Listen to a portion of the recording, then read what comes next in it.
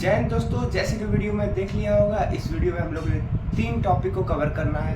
सबसे पहला हमारा है वन वे क्लासिफिकेशन, दूसरा है मैथमेटिकल मॉडल जिसको हम लोग एनालिसिस के नाम से भी जानते हैं, और इस चैप्टर में एनालिसिस के नाम से मैक्सिमम टाइम जानेंगे। और जो थर्ड है वो बहुत ज़्यादा छोटा है, मीन सम ऑफ स्क्वायर। ये 3 टॉपिक जो होगा वो कवर होगा, जिसमें से एनालिसिस और मैथमेटिकल मॉडल जो दोनों एक ही हैं वो बहुत ज़्यादा इंपॉर्टेंट है, क्योंकि हर क्वेश्चन में यही लगेगा, क्योंकि ये जनरल टर्म में बताने वाला हूँ, जनरल सॉल्व करके बताऊंगा। तो चलिए देखते हैं बिना देरी के क्या है वन वे क्लासिफिकेशन, जानते हैं। वन वे क्लासिफिकेशन को जानने से के लिए हम सबसे पहले देखेंगे कि हमारे पास सैंपल कैसा है, ऑब्जर्वेशन कैसा है, उसी से बेसिस टेबल बनाएंगे। टेबल बनाने के बाद थोड़ा सा उसके बारे में ब्रीफ नॉलेज लेंगे, उसके बाद आगे बढ़ेंगे। देखते हैं, सबसे एक तरफ है हमारा क्लास, सैंपल ऑब्जर्वेशन और सैंपल और मीन। ठीक है, क्लास क्या है? क्लास जैसे कि आप देख सकते हो 1 2 3 ऐसे करके आए, ऐसे करके के, हमारे पूरे क्लास जो है वो के है। एक तरह से कह सकते हो कि आप इंडिविजुअल। एग्जाम्पल के नाम से ये ठीक वैसा ही क्लास है जैसे कि हम लोग स्कूल या कॉलेज में जानते हैं कि हर एक क्लास में कुछ बच्चे होते हैं। ठीक है, वैसे ही दूसरे क्लास में भी कुछ बच्चे होंगे, वैसे तीसरे क्लास में कुछ बच्चे होंगे, आयथ में भी होंगे और के में भी। ये वही क्लास से रिलेटेड है इसमें। ठीक है, अब इस क्लास 1 में ध्यान से देखो तो सैंपल ऑब्जर्वेशन कितने हैं इस क्लास का, मतलब ऐसे देखो, ये पहला नंबर होगा वो हमारा क्लास डिनोट करेगा, और दूसरा जो होगा वो हमारा ऑब्जर्वेशन डिनोट करेगा, मतलब सैंपल ऑब्जर्वेशन डिनोट करेगा। तो ये y11 मतलब y पहले क्लास का पहला एलिमेंट, y12 का मतलब पहले क्लास का दूसरा एलिमेंट, ऐसे करते हुए पहले क्लास का n1 एलिमेंट। n1 इसलिए लिया गया है क्योंकि हमारे सैंपल जो है वो पूरे n है, लेकिन जनरल टर्म में सब में n लेना मुमकिन नहीं है, क्योंकि हर क्लास में n से वेरिएशन हो सकता है, इसलिए उसको n1 n2 n3 ni, क्योंकि i है जनरल फॉर्म में, और यहाँ पे n के, ये हमारे सैंपल, और हर क्लास में कितने सैंपल हैं वो लिखेंगे। ठीक है, पहले क्लास में पूरे इतने हैं, मतलब y1 n1, मतलब पूरे एलिमेंट कितने होंगे? पूरे होंगे n1 एलिमेंट होंगे पहले क्लास में, और ऐसे क्लास कितने हैं? हमारे k है। तो तुम बताओ कि ये पूरा एलिमेंट कितना होगा?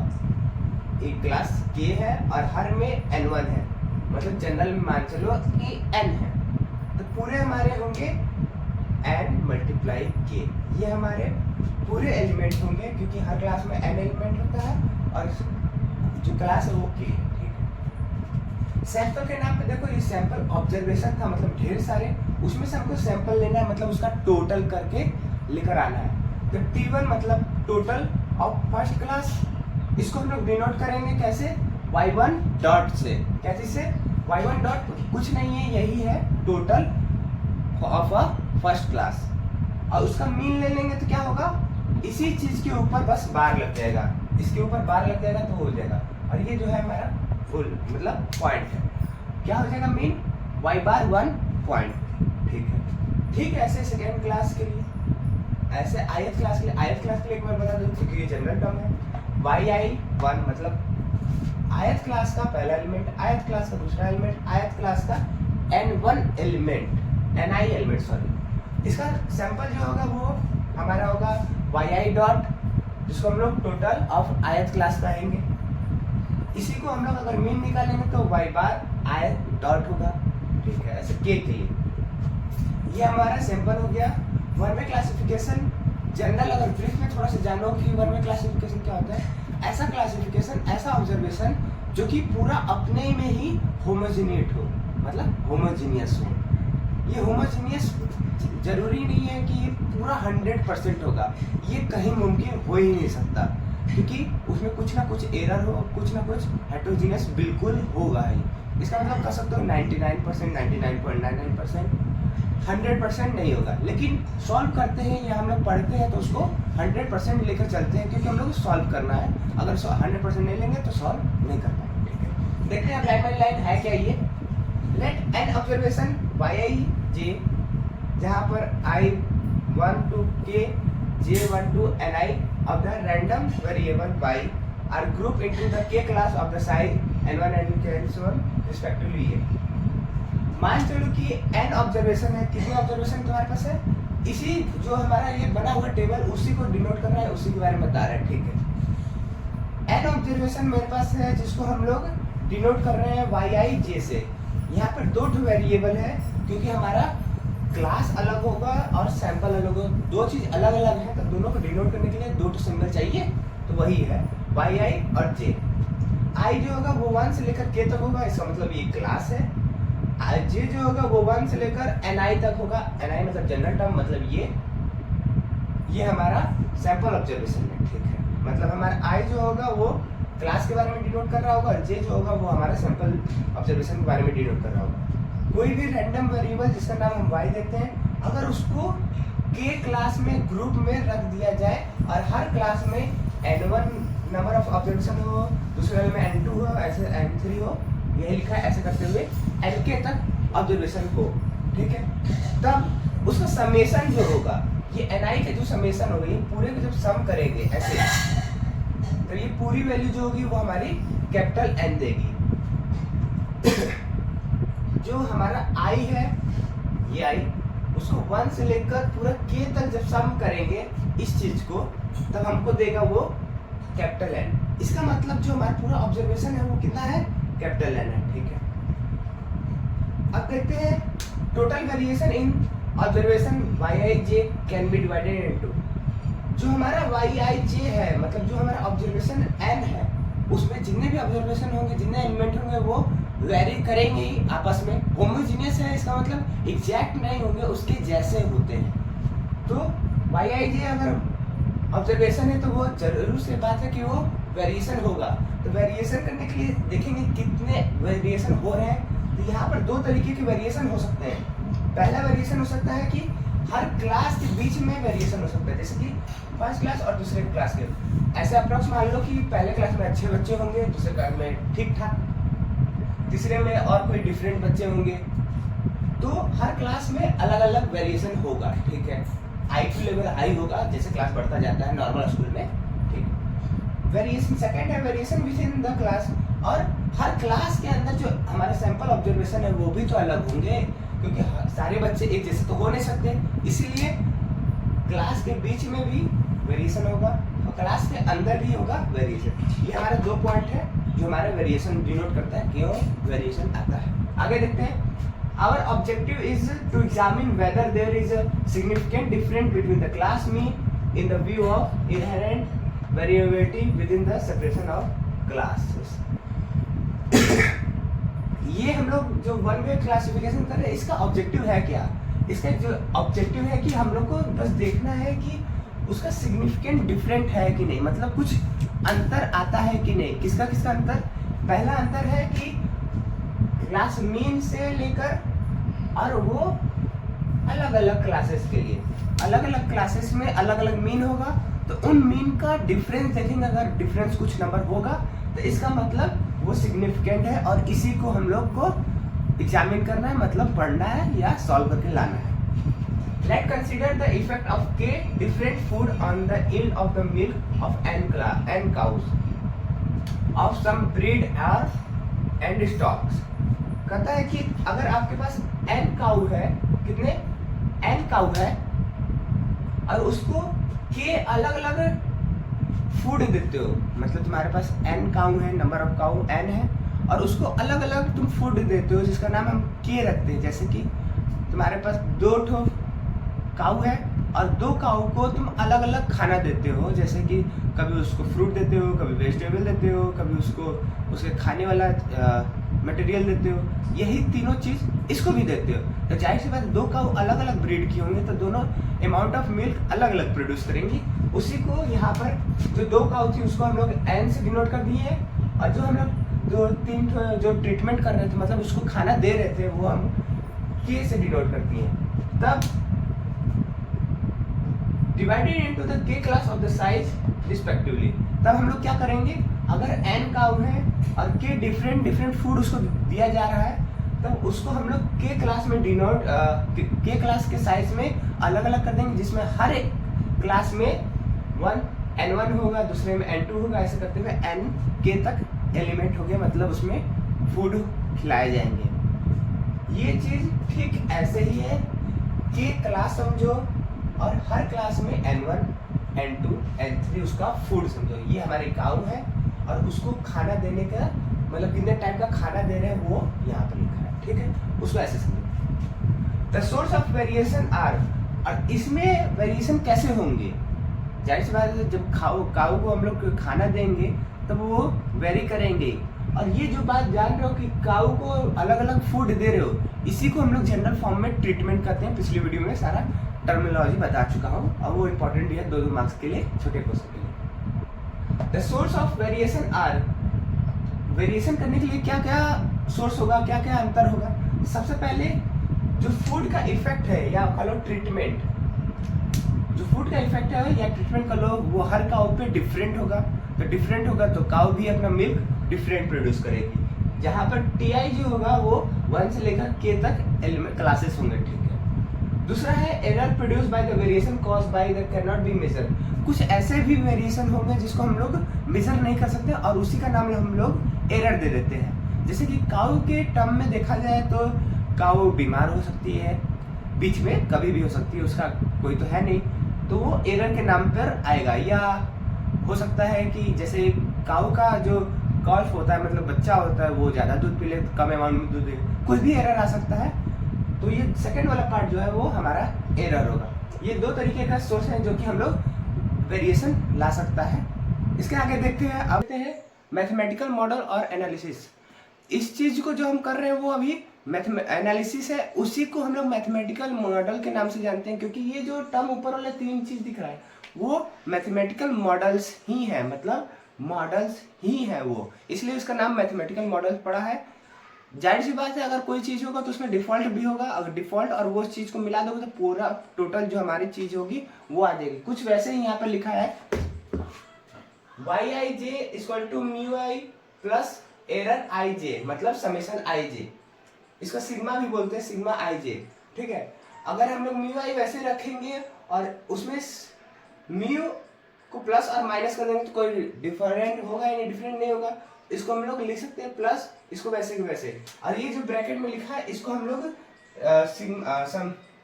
अल्फा आई के नाम से भी जानते हैं, जहां पर आई जो होगा 1 से लेकर के तक होगा, जे जो होगा 1 से लेकर एन आई तक होगा। वाई आई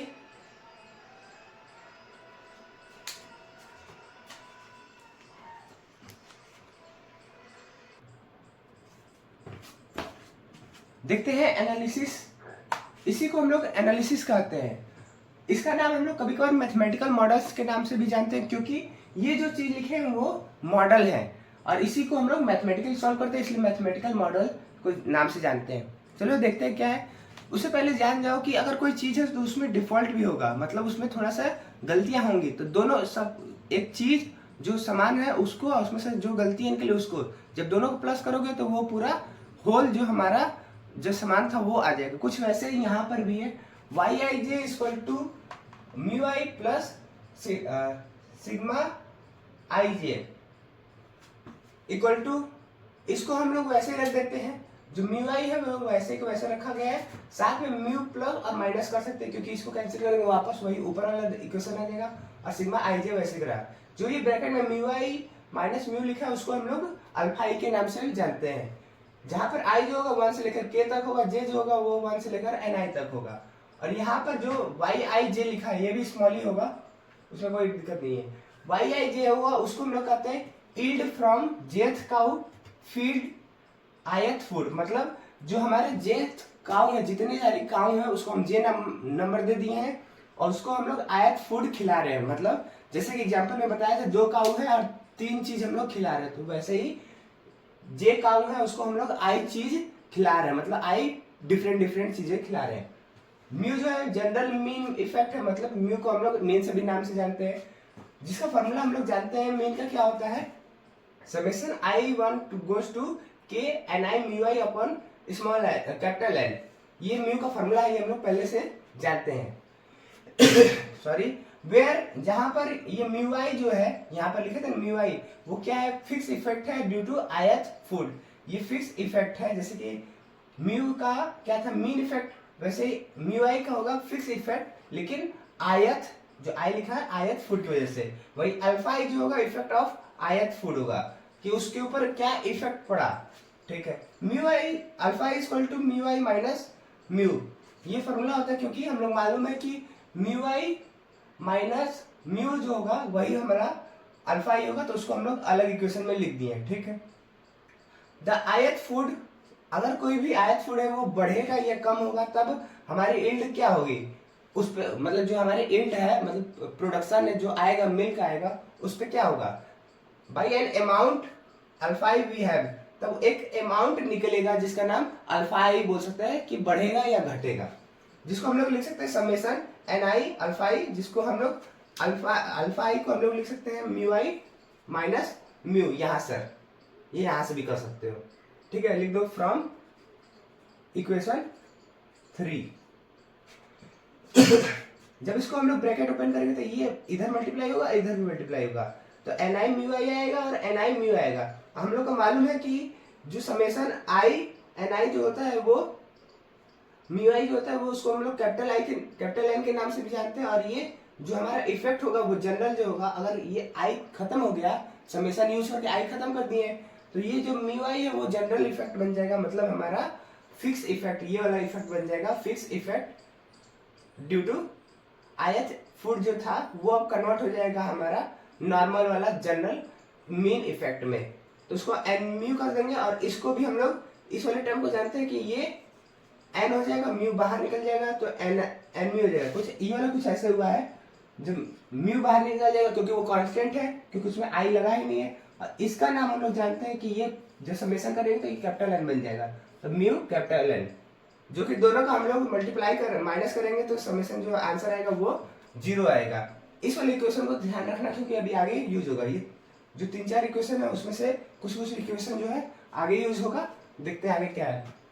यहाँ पे सिग्मा आई जे जो है वो error effect due to chance है, मतलब जो हमारा चांस मतलब होता है, यहाँ पर जो चांस लिखा है उसका मतलब यहाँ पर अनकंट्रोल फैक्टर्स, कुछ ऐसे फैक्टर हैं जिसको हम लोग कंट्रोल नहीं कर सकते हैं, जैसे कि काऊ को बीमार होना, ये हम लोग कंट्रोल नहीं कर सकते हैं। ठीक है, वही जो उसकी वजह से जो हमारा एरर आएगा उसको हम लोग सिग्मा आई जे कहेंगे, जो कि हमारा सिग्मा आई जे जो होगा वो हमारा फॉलो करेगा नॉर्मल डिस्ट्रीब्यूशन, जहाँ पे मीन उसका 0 होगा और वेरिएंस होगा सिग्मा ई स्क्वायर होगा, और ये फॉलो करेगा आइडेंटिकल इंडिपेंडेंट डिस्ट्रीब्यूशन, ये IID से डिनोट करते हैं। ठीक है, the estimate of the mu and alpha I are the obtained by the minimizing the sum of the square of the residual।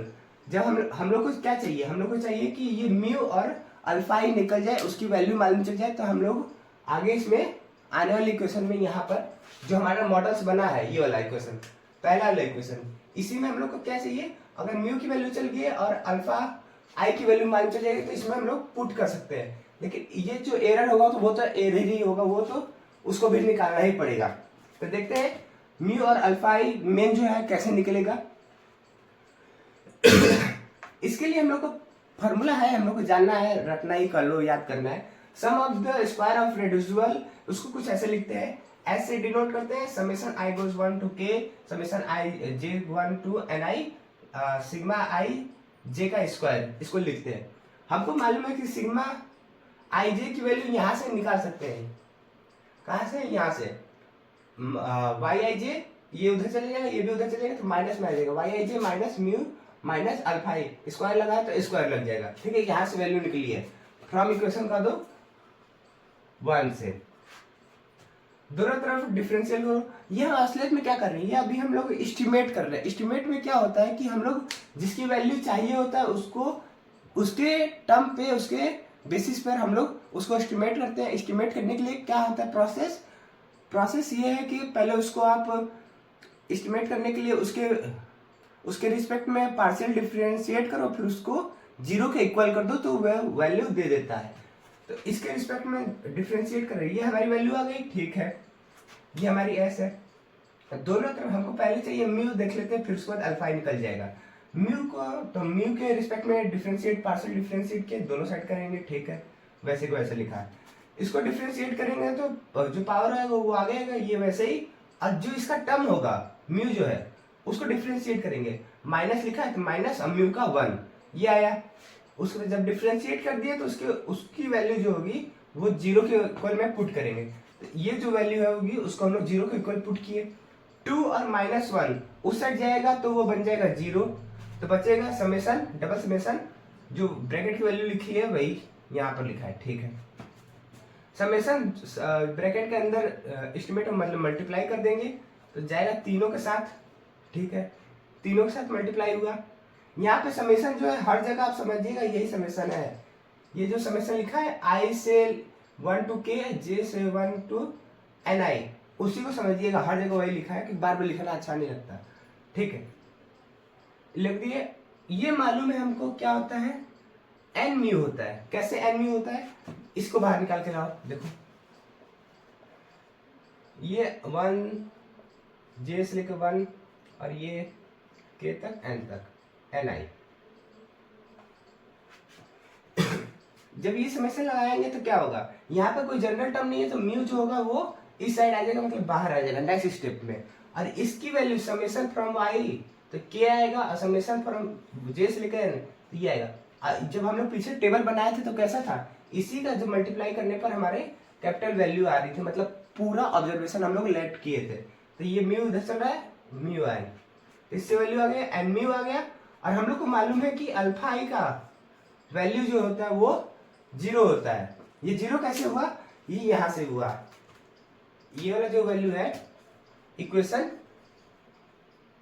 Number 4 से 0 हो गया। कैसे, यहाँ पे देखो summation ni alpha i equal to 0 है, तो ni जो है वो जनरल टर्म है, ठीक है। अल्फा आई 0 के बराबर होगा। जब इसको हम देखेंगे यहाँ तक 0 के बराबर होगा, और इसकी वैल्यू जब i वाली की वैल्यू देखा जाए, ये i है ये j है, तो इसको आगे पीछे भी लिख सकते हैं, तो इसको j बना दिए, इसको i बना दिए। इसकी वैल्यू मालूम है 0 है, और इसकी वैल्यू मालूम आएगा, यहाँ पर k है तो k आएगा, k मल्टीप्लाई 0 कितना आएगा, 0 आएगा। इसको वैल्यू आ गई, इस चीज को इक्वल टू के उधर भेजेंगे तो ये आएगा। अब यहाँ से हम लोग को म्यू की वैल्यू निकालनी थी, तो n को इधर भेज दिए तो आ गया म्यू की वैल्यू, जिसको हम लोग y बार डबल डॉट से डिनोट करते हैं। और ये जो होगा वो म्यू कैप होगा। इसका मतलब जहां पर भी हम लोग ये एस्टिमेट करके उसकी वैल्यू निकाले हैं वो हमारा म्यू कैप होगा, इसी को कहेंगे म्यू एस्टिमेट, मतलब म्यू का एस्टिमेट निकाले हैं, वैल्यू कितना आएगा y बार डबल डॉट, इसी चीज को कहेंगे म्यू का एस्टिमेट। आगे देखते हैं, अब अल्फा का एस्टिमेट निकालते हैं।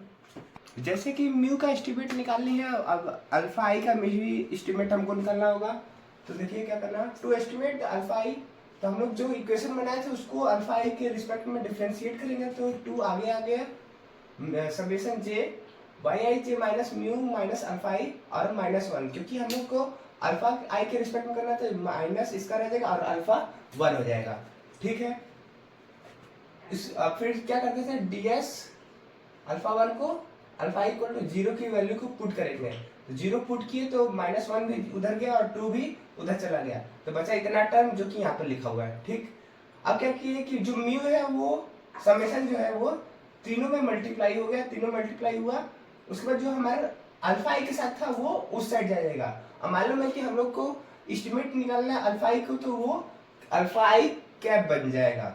इसकी वैल्यू हम लोग को मालूम है क्या होती है, वाई आई डॉट, और इसकी वैल्यू होगी वाई बार डबल डॉट, जो कि हम लोग पिछले अभी स्लाइड में देख चुके हैं। उसके बाद हम लोग को ये मॉडल्स मालूम है, ये कहाँ से आया, स्टार्टिंग वीडियो में जो था पहला इक्वेशन मॉडल्स, वही है हमारा मॉडल्स, उसी को लिख दी गया है। तो हम लोग को मालूम है कि म्यू की वैल्यू हम लोग निकाले हैं, अल्फा कैप की वैल्यू निकाले हैं, और इसकी वैल्यू बचा हुआ है एरर का। तो हम लोग को ठीक उसके बाद वाली लाइन में एरर की वैल्यू ऐसे मालूम चली थी, तो यहाँ से हम लोग कह सकते हैं कि समेसन आई जे, इसकी वैल्यू निकालने के लिए यहाँ पुट करना है, तो हम समेसन आई जे की वैल्यू निकाल लेंगे। तो म्यू आई की वैल्यू हम लोग मालूम है वाई आई डॉट, तो इसको ऐसे लिख देंगे Y I dot plus summation I J, ये साइड जाएगा तो माइनस बन जाएगा, तो इसकी वैल्यू हमको मिल जाएगा। तो ये चीज यहाँ लिखा है, ठीक है, इसकी वैल्यू यहाँ पे लिखा है। और अल्फा आई कैप का अभी वैल्यू निकाले हैं, और पिछले स्लाइड में म्यू कैप की वैल्यू निकाले थे, जो कि ये है और ये है ऐसे, ठीक है। चाहोगे तो अभी कैंसिल हो जाएगा, लेकिन कैंसिल नहीं करना है, हमको मालूम है कि ये इक्वल है, जाहिर सी बात है इस साइड की वैल्यू और इस साइड की वैल्यू इक्वल होगी, तो कैंसिल करके कोई फायदा नहीं होगा, हमारी वैल्यू नहीं आएगी। तो क्या करेंगे, ये जो अकेला है इसको इधर लाएंगे और इधर ला दिए, एक इक्वेशन बना, ठीक है। उसके बाद दोनों साइड हम लोग स्क्वायर कर देंगे। क्या कर देंगे, दोनों साइड स्क्वायर कर देंगे। यहाँ पर स्क्वायर किए और ये पूरे का स्क्वायर कर दिए, ठीक है।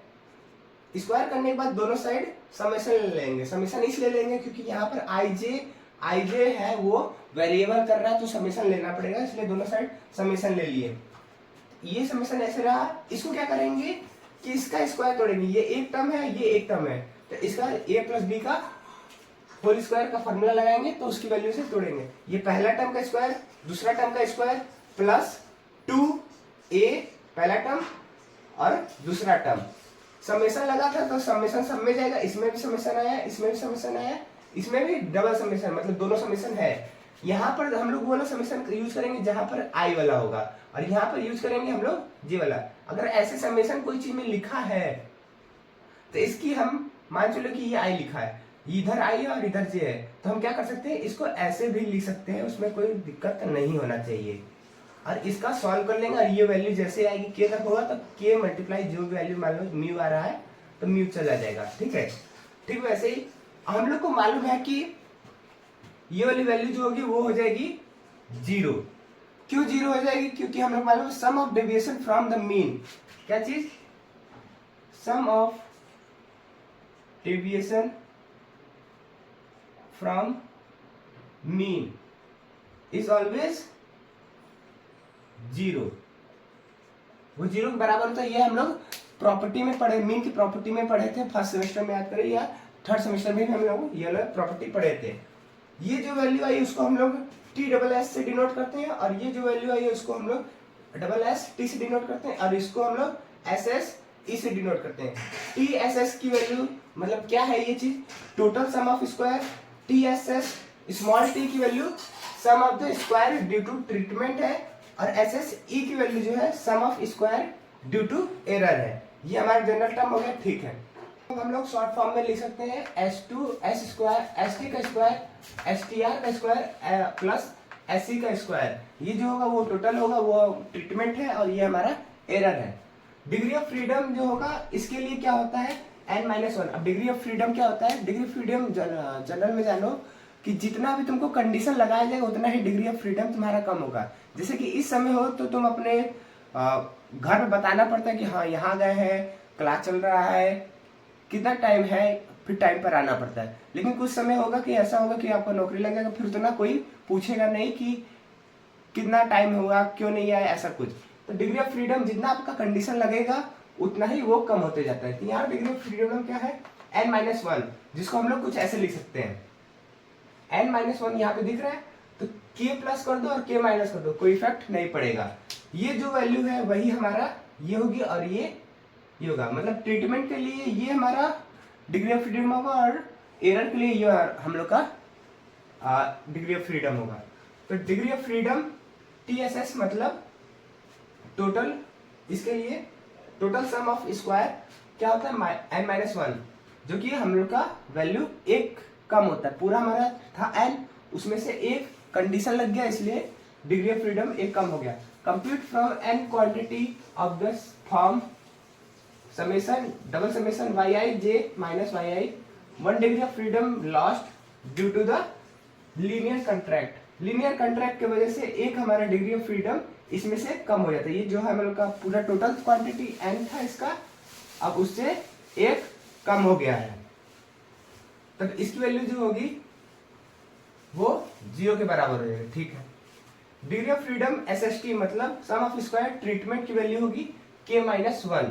k-1 सिंस जैसे ये इक्वल हुआ था वैसे ये भी 0 के बराबर होगा।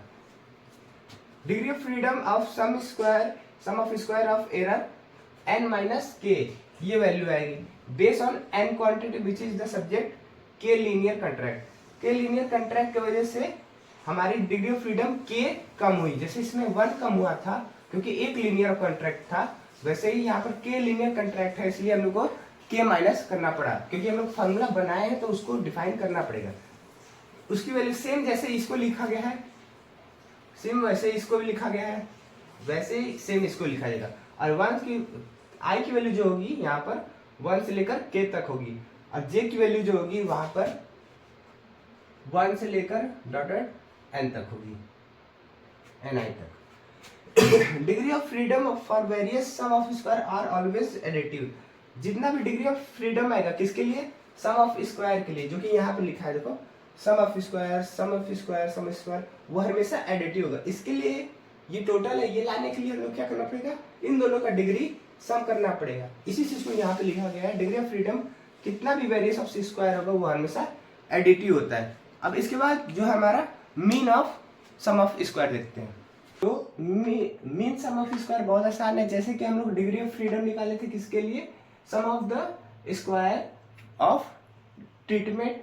तो क्या कर रहे हैं, बस उसको उसके फ्रीडम से डिवाइड कर देना है तो उसका मीन आ जाएगा। जैसे एस टी स्क्वायर अभी निकाले थे अपन k-1, double S T upon k-1, ये दोनों चीज तो एक ही है। उसको जनरल फॉर्म में लिखा है, इसको शॉर्ट फॉर्म में लिखा है, ये शॉर्ट फॉर्म में इसको लिखा है। तो क्या करेंगे, उसको फ्रीडम से, उसके डिग्री ऑफ फ्रीडम से डिवाइड कर देंगे तो आ जाएगा mean sum of square due to treatment, जिसको हम लोग एस टी स्क्वायर के नाम से भी जानते हैं, यहाँ पर जो लिखा है। ठीक है, वैसे ही mean sum of square due to error की वजह से आया है, तो क्या करेंगे, डिग्री ऑफ फ्रीडम से डिवाइड कर देंगे तो उसकी वैल्यू भी आ जाएगी। तो आशा करते हैं कि तीनों वीडियो आपको समझ में आ गया। नहीं समझ में आया होगा तो आप उसको हाथ से लिखेंगे तभी समझ में आएगा। तो फिलहाल के लिए इतना ही, मिलते हैं अगले वीडियो में। जय हिंद।